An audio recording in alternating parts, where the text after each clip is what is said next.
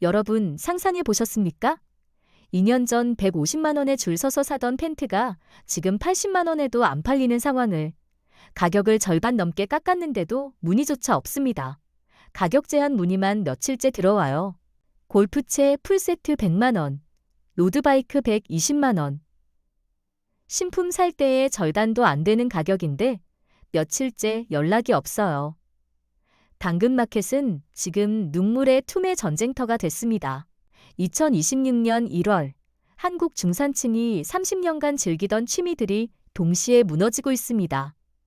캠핑 용품 시장 5조 7천억 원, 골프 이용객 470만 명, 전국 스키장 18곳.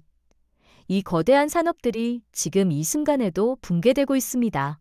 자전거 업체 알토는 매출 29% 급감해 42억 원 손실을 기록했고 40년 운영하던 낚시 용품점이 폐업 현수막을 걸었어요. 왜 이런 일이 벌어진 걸까요? 이 영상 하나만 보면 당신의 미래를 읽을 수 있습니다. 첫 번째, 골프입니다. 이건 단순히 비싸서 망한 게 아니에요. 한국 골프의 특수한 생태계가 완전히 무너진 겁니다. 서울 근교 한 골프장 사장님은 올해가 고비라고 말했습니다. 코로나 때 그린피가 30만 원까지 치솟았던 그곳. 지금은 20만 원으로 내려도 손님이 예전만 못합니다. 주말인데도 주차장이 반밖에 안 차요. 골프 이용객은 2025년 기준 약 470만 명 수준으로 최근 2년간 소폭 감소세를 보이고 있습니다. 코로나 때 급증했던 골프 붐이 고비용과 트렌드 변화로 꺾이기 시작한 거죠. 그런데 진짜 문제는 따로 있었습니다. 한국 골프는 법인카드로 버텨온 산업이거든요. 회사에서 손님 접대할 때 쓰는 돈이니까 비싸건 싸건 상관없다는 겁니다. 가까운 골프장에 모시고 가야 비즈니스에 도움이 되니까 돈을 아끼지 않는 거죠. 법인 무기명 회원이 많으면 금액 제한 없이 비싸게 받아도 된다는 얘기가 업계에 돌았습니다. 한 골프 해설위원은 이렇게 말했습니다. 한 홀 치는데 10,000원이에요. 18홀 치면 그린피만 18만 원입니다. 거기에 카트비 3만 원, 캐디피 4만 원 더하면 25만 원입니다. 밥 먹고 나면 하루에 30만 원이 사라지는 거거든요. 그런데 이 구조가 최근 완전히 무너졌습니다. 최근 대기업들이 골프를 금지시키면서 분위기가 바뀐 겁니다. 법인 카드로 치던 사람들이 사라지니까 골프장은 갑자기 중요 고객층을 잃었어요. 거기에 결정타가 하나 더 있습니다. 바로 베이비붐 세대의 대량 퇴직입니다. 1955년부터 1963년생까지 한국 경제 성장기를 이끌었던 740만 명. 이분들이 2010년대부터 지금까지 줄줄이 회사를 떠났어요. 이분들이 한국 골프 산업의 진짜 주인공이었거든요. 평일 오전 10시 골프장 가보면 알 수 있습니다. 60대 중반에서 70대 초반 남성들이 대부분이에요. 이분들은 30년 넘게 골프를 쳐왔습니다. 과장님 시절부터 법인 카드로 접대 골프 다녔고 부장 달고 나서는 주말마다 거래처 모시고 라운딩 돌았어요. 임원되고 나서는 일주일에 2~3번씩 쳤죠. 회사 돈으로 치는 골프였으니까요. 그분들한테 골프는 단순한 취미가 아니었습니다. 비즈니스였고 인맥이었고 자기 과시였어요. 이번 주 금요일 골프 어때요? 한마디면 거래처와의 관계가 풀렸고 주말에 라운딩 한번 하시죠 하면 승진 경쟁에서 한 발 앞서갈 수 있었습니다. 30년 동안 그렇게 살았는데 퇴직하고 나니 상황이 완전히 달라진 겁니다. 그런데 여기서 중요한 건 단순히 소득이 줄어서가 아닙니다. 부동산 경기가 꺾이고 자산 가치가 예전만 못하니 가장 먼저 취미 유지비부터 칼질을 시작한 거예요. 골프, 스키 이런 것들 말이죠. 이건 중산층의 심리적 마지노선이 무너졌다는 신호입니다. 작년에 퇴직한 김 씨의 경우를 보면 현실이 명확해집니다. 회사 다닐 때는 한 달에 8번 정도 쳤어요. 법인카드로 다 해결됐으니까 신경 안 썼죠. 그런데 퇴직하고 나서 첫 달에 골프를 4번 쳤는데 통장 보고 깜짝 놀랐어요. 120만 원이 빠져나간 겁니다. 퇴직금 받아서 여유롭다고 생각했는데 이러다가 금방 바닥 나겠더라고요. 퇴직 후 현실은 냉혹합니다. 국민연금 받아봤자 한 달에 100만 원에서 150만 원이에요. 거기에 개인연금 조금 더해서 200만 원에서 250만 원 정도가 한 달 수입의 전부죠. 그런데 골프를 월 4회만 쳐도 100만 원이 사라집니다. 한 달 수입의 절반이 골프로 나가는 거예요.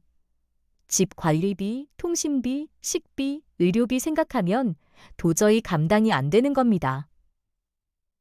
또 다른 퇴직자는 이렇게 말했습니다. 회사 다닐 때는 한 달에 두세 번씩 쳤어요.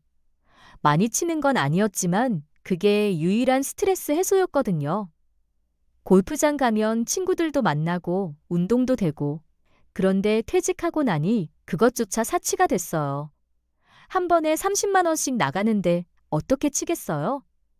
회사 돈으로 즐기던 호사가 끝난 뒤 내 지갑을 열어보니 취미가 아니라 짐이 되어버린 겁니다. 골프채 세트는 창고에 처박혀 있고, 골프화는 먼지 쌓이고, 골프 옷은 옷장 구석에 걸려 있습니다. 중고로 팔려고 내놓아도 살 사람이 없어요. 똑같은 처지의 퇴직자들이 다 팔려고 내놓으니까 시장이 포화 상태거든요. 한 골프장 사장님은 이렇게 말했습니다. 베이비붐 세대 퇴직이 저희한테는 큰 타격이에요. 이분들이 평일 골프장 상당 부분을 채우던 분들인데 한 달에 8번 치던 분들이 이제 한 달에 한두 번밖에 안 와요. 법인카드가 없어지니까 돈 계산하면서 치시는 거죠.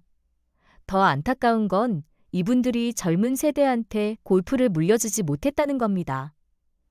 예전 같으면 아버지가 아들 데리고 골프장 가서 이게 인생이야. 골프 배워둬야 나중에 사회생활 하는데 도움돼 이러면서 전수해줬을 텐데 지금 2030 세대는 그런 거 안 먹혀요. 아빠 그 돈이면 해외여행도 다녀올 수 있어요. 왜 공치면서 돈 낭비해요? 이런 반응이거든요. 결국 베이비붐 세대가 골프를 못 치게 되면 한국 골프 산업은 큰 어려움에 직면할 겁니다. 그 다음 세대가 없으니까요. 두 번째, 캠핑입니다. 이건 한국 자영업 DNA의 전형적인 실패 사례예요.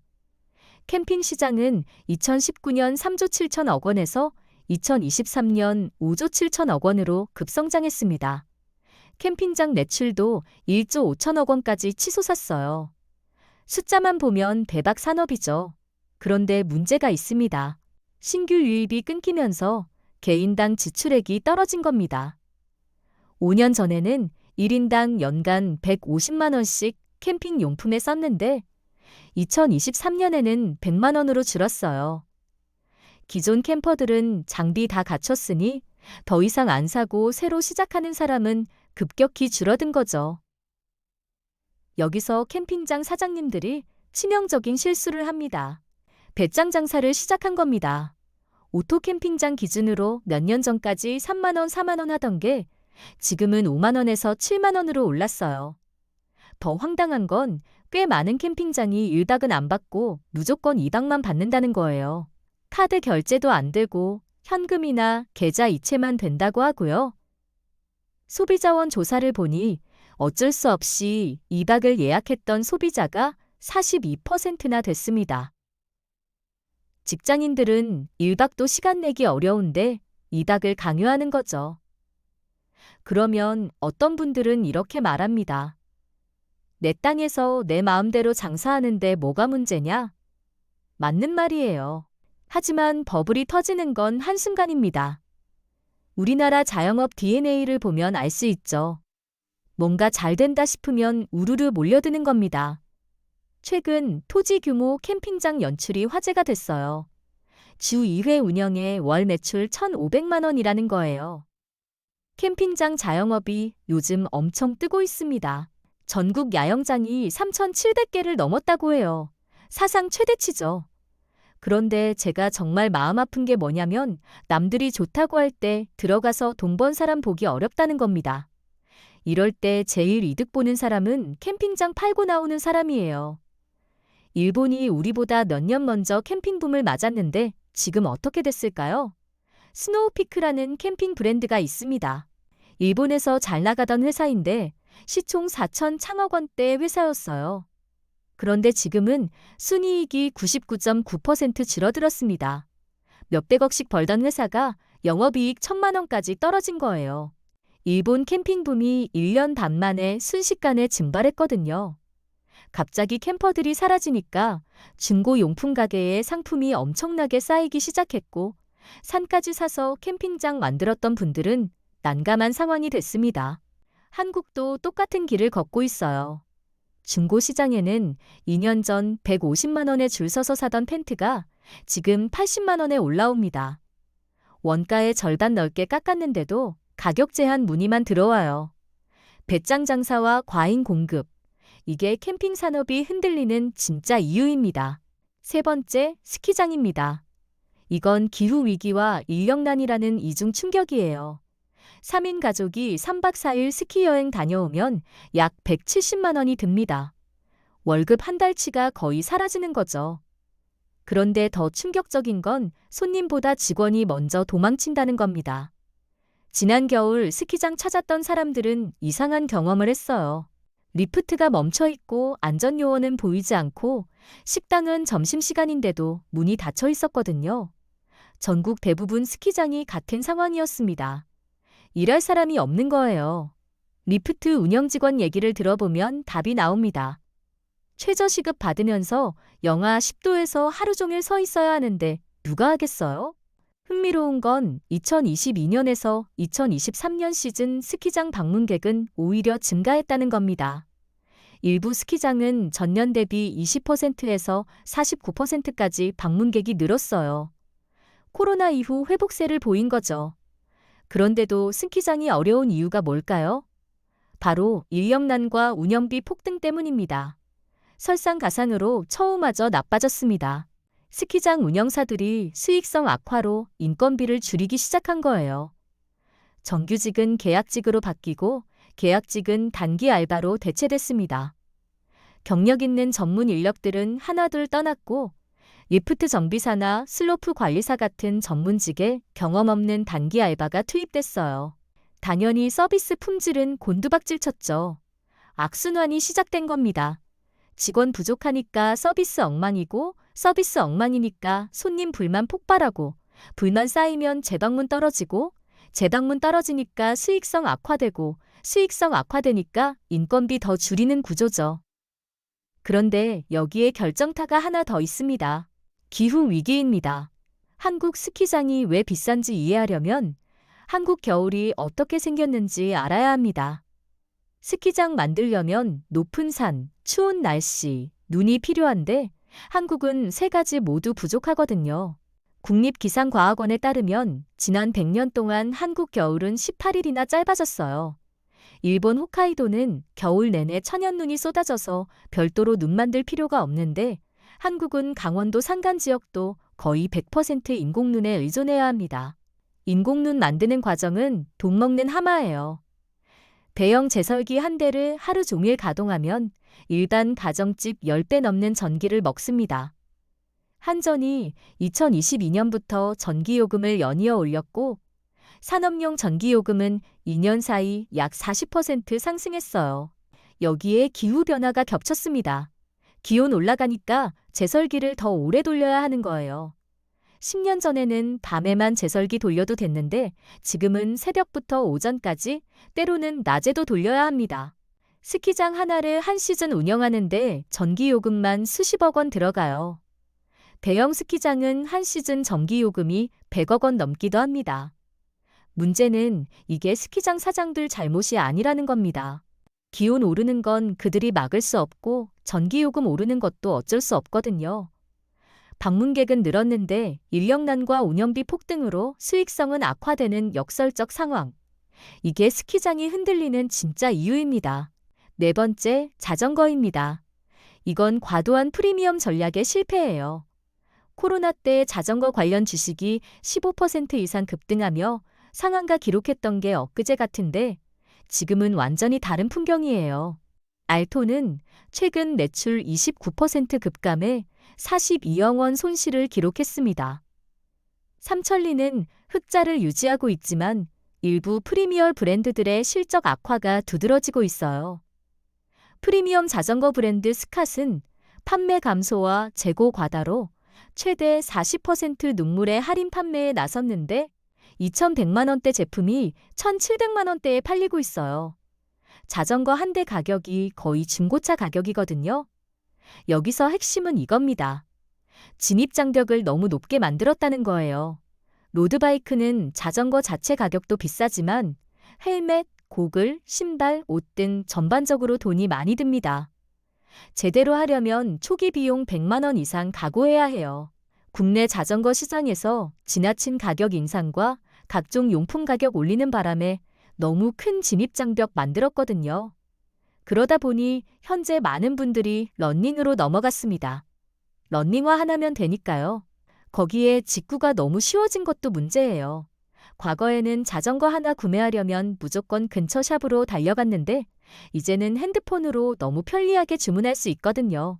알리익스프레스에서 절반 가격에 살 수 있으니 동네 샵이 무너진 겁니다. 자전거 샵 사장님들 매출은 거의 없는 상태고 가족 생활비 벌기 위해 문 일찍 닫고 일용직이나 배달 쪽으로 투잡도 많이 하신다고 해요. 자전거 샵 매출은 수리 공인비와 자전거 판매인데 현재 적자인 매장이 80%가 넘을 거라는 업체 관계자 말이 있었습니다. 한강변 가보니 자전거 타는 분들이 확실히 줄긴 줄었더라고요. 로드바이크 타시는 분들 의견 보니 한번 라이딩하기 위해 준비 시간 너무 오래 걸리고 운동 후에도 마찬가지라고 합니다. 그러다 보니 음악 들으면서 한강 뛰는 게 가장 편하고 운동 많이 되니까 이탈하시는 분들 생긴다는 거예요. 과도한 프리미엄 전략. 이게 자전거 산업이 흔들리는 진짜 이유입니다. 5번째, 낚시입니다. 이건 완전한 고령화와 세대 단절이에요. 경기도 모 저수지 낚시터를 20년 운영하시는 사장님 이야기를 들어봤습니다. 한때는 주말이면 새벽 5시부터 자리 잡으려는 사람들로 북적였고 한 달 매출이 2천만 원 넘길 때도 있었대요. 지금은 주말에도 10명 오면 많이 온 거고 평일은 하루 종일 한 명도 안 올 때가 태반이래요. 한 달 매출이 300만 원 나오면 다행이고 전기세, 수도세, 관리비 내고 나면 남는 게 거의 없다고 합니다. 전체 낚시 인구는 2000년대 초 500만 명에서 2023년 720만 명으로 증가했지만 이건 바다 낚시와 루어 낚시가 늘어난 겁니다. 민물 낚시터는 급격히 줄어들고 있거든요. 그런데 더 큰 문제는 세대 구성입니다. 전체 낚시 인구 중에서 20대는 3%밖에 안 되고 30대도 8% 정도예요. 합쳐봤자 11%니까 10명 중 1명 정도만 젊은 사람이라는 얘기죠. 반면 50대 이상이 70%가 넘습니다. 완전히 고령화된 취미가 된 거예요. 실제로 한 대학생한테 낚시 해보겠냐고 물었더니 차라리 집에서 게임하는 게 낫죠. MZ세대에게 낚시는 지루함 그 자체입니다. 쇼츠 15초에 도파민이 터지는 시대에 입질 하나 기다리며 5시간을 버티는 건 그들에겐 시간 대비 가성비가 최악인 거죠. 낚시터 입장료만 5만 원인데 거기다 미끼값, 기타 소모품까지 합치면 하루에 7만 원에서 10만 원은 기본입니다. 그 돈으로 PC방 가서 하루 종일 게임하고 맛있는 거 먹고 카페 가서 친구들이랑 수다 떨면 훨씬 더 즐겁다는 겁니다. 5시간 앉아서 물고기 한 마리 못 잡는 것보다 5시간 동안 게임 10판 하는 게 훨씬 효율적이라는 거죠. 여기에 동물권 인식의 변화도 한몫합니다. 낚시는 동물학대라는 인식이 퍼지고 있거든요. 물고기 입에 바늘 꽂아서 끌어내는 게 잔인하다는 겁니다. 비건이나 동물권에 관심 있는 젊은이들이 늘어나면서 이런 시각이 확산되고 있어요. 세대 간 단절도 심각합니다. 예전에는 아버지가 아들 데리고 낚시 가는 게 흔했는데 지금은 그런 게 없어요. 아버지가 주말에 낚시 갈래 하면 보통 아들들은 싫어요. 친구들 만날 거예요 라고 거부합니다. 이렇게 세대 간 전승이 끊기면서 낚시 문화가 소멸 위기에 처한 겁니다. 자, 그렇다면 이 5가지를 관통하는 공통점은 뭘까요? 2030 세대가 아예 안 한다는 겁니다. 골프장 평일 이용객 평균 연령 65세, 캠핑장 주 고객층 40대 이상, 낚시 인구 70%가 50대 이상이에요. 젊은 사람이 없는 겁니다. 왜일까요? 한마디로 가성비가 안 나오거든요.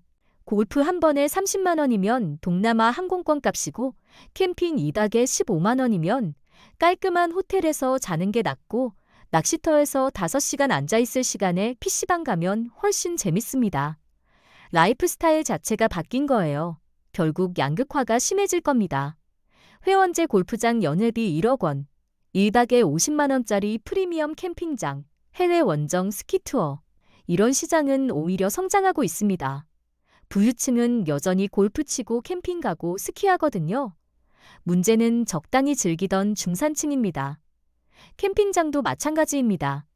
1박에 7만 원, 8만 원 받으면서 2박 강요하는 곳들은 결국 뒤늦게 깨지면 폐업할 거예요. 그때 가서 후회해도 늦습니다. 이미 고객은 떠났으니까요. 스키장은 더 심각합니다. 기후변화로 운영 일수는 줄어들고 전기 요금은 오르고 직원은 구할 수 없는데 손님들은 일본으로 가버립니다. 비슷한 돈이면 홋카이도 가서 천연 파우더눈 타는 게 낫다는 거죠. 자전거샵, 낚시용품점도 마찬가지입니다. 40년 운영하고 문 닫을 때 남는 건 재고뿐이에요. 헐값에 떨어리로 팔아도 다 처리 못합니다. 결국 누가 피해를 볼까요? 피해보는 건 대기업이 아닙니다. 대기업은 이미 해외로 눈 돌렸어요. 진짜 피해자는 동네 자영업자들입니다. 30년, 40년 가게 하나로 가족 먹여 살리던 분들이 하나둘 폐업 현수막 걸고 있어요. 그리고 또 한 명, 퇴직하고 나서 할 게 없어진 세대입니다. 회사 다닐 땐 바빴으니까 주말에 골프나 낚시라도 갔는데 퇴직하고 나니 시간은 많은데 돈은 없어요. 친구들은 여전히 골프장 가는데 나만 요즘 바빠서라며 핑계대고 빠집니다. 돈 없다고 말하기 창피하니까요.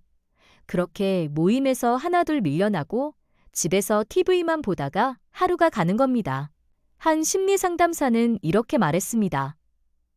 퇴직 후 우울증 환자 중 상당수가 사회적 단절과 관련 있습니다. 취미 상실은 단순히 여가 상실이 아니라 인간관계 상실로 이어지거든요. 이건 단순히 산업 하나가 무너지는 문제가 아닙니다. 한국 중산층의 삶의 질이 무너지고 있다는 신호예요. 10년 후, 20년 후를 생각해 봅시다. 지금 골프장 평일을 채우는 70대들이 80대가 되면 체력적으로 못 칩니다. 그 자리를 누가 채울까요? 지금 50대, 60대 중에 골프 치는 사람이 얼마나 될까요? 결국 평일 골프장은 텅텅 비게 됩니다. 그러면 골프장은 두 가지 선택지밖에 없어요. 가격을 확 내리거나 문을 닫거나. 캠핑장도 마찬가지입니다. 지금 배짱 장사하면서 2박 강요하고 7만 원, 8만 원 받는 곳들 5년 후에도 살아남아 있을까요? 손님들은 이미 학습했습니다. 캠핑 가느니 펜션 가는 게 낫다. 한번 등 돌린 고객은 다시 안 돌아옵니다. 그때 가서 가격 내리고 1박도 받겠다고 해도 소용없어요. 스키장은 더 심각합니다. 전국 스키장 18곳 중에 3곳이 이미 문 닫았습니다. 앞으로 2곳에서 3곳이 더 폐업을 고려 중이라는 얘기가 나오고 있어요. 그러면 남은 스키장들은 어떻게 될까요? 독과점 시장이 되는 겁니다. 경쟁 없으니까 가격은 더 오르고 서비스는 더 나빠지죠. 여기서 진짜 질문을 던져야 합니다. 이게 산업의 문제일까요? 아니면 우리 사회의 문제일까요? 한국 중산층이 30년 동안 즐겨온 취미들이 동시에 무너지고 있다는 건 단순히 유행이 바뀐 게 아닙니다. 중산층 자체가 무너지고 있다는 신호예요. 10년 전만 해도 달랐습니다.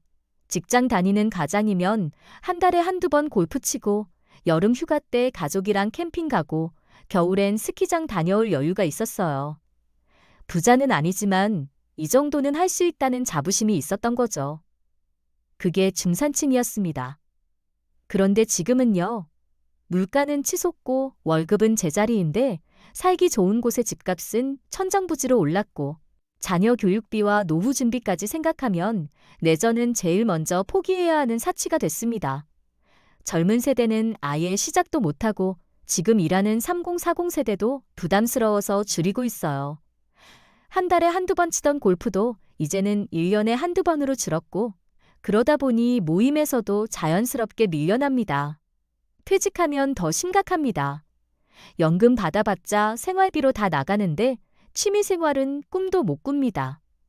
관리비, 통신비, 의료비 빠지면 남는 게 별로 없거든요. 이 상황에서 골프를 칩니까? 캠핑을 갑니까? 못 갑니다. 친구들 만나서 밥 한 끼 먹는 것도 부담스러운 게 현실이에요. 중간이 사라진 겁니다. 부자들만 하는 초고가 시장과 아무도 안 하는 텅 빈 대중시장 둘만 남았어요. MZ는 떠났고 중산층은 거덜났습니다. 우리가 알던 적당한 여유는 사라지고 양극단만 남았습니다. 그렇다면 우리는 어떻게 해야 할까요? 각자 도생의 시대입니다. 이제 국가도 회사도 나를 지켜주지 않습니다. 살아남으려면 스스로 준비해야 합니다. 첫째, 자산을 분산하십시오. 달러, 금, 부동산을 적절한 비율로 나누고 한 곳에 몰빵하지 마세요. 둘째, 매일 30분씩 경제 뉴스를 읽으며 흐름을 파악하세요. 경제 흐름을 모르면 당하기 쉽습니다. 같은 업종 사람들과 정보를 공유하십시오. 혼자 버티는 시대는 끝났습니다. 넷째, 비상금은 월급의 최소 6개월치를 확보하십시오. 언제 회사가 문 닫을지, 언제 내가 밀려날지 아무도 모릅니다. 알면 대비할 수 있습니다. 방법이 없는 건 아닙니다. 우리 함께 이겨냅시다. 구독과 좋아요가 우리 경제를 지키는 힘이 됩니다. 알림 설정까지 해두시면 더 빠르게 위기를 대비할 수 있습니다. 댓글로 여러분의 생각을 나눠주세요.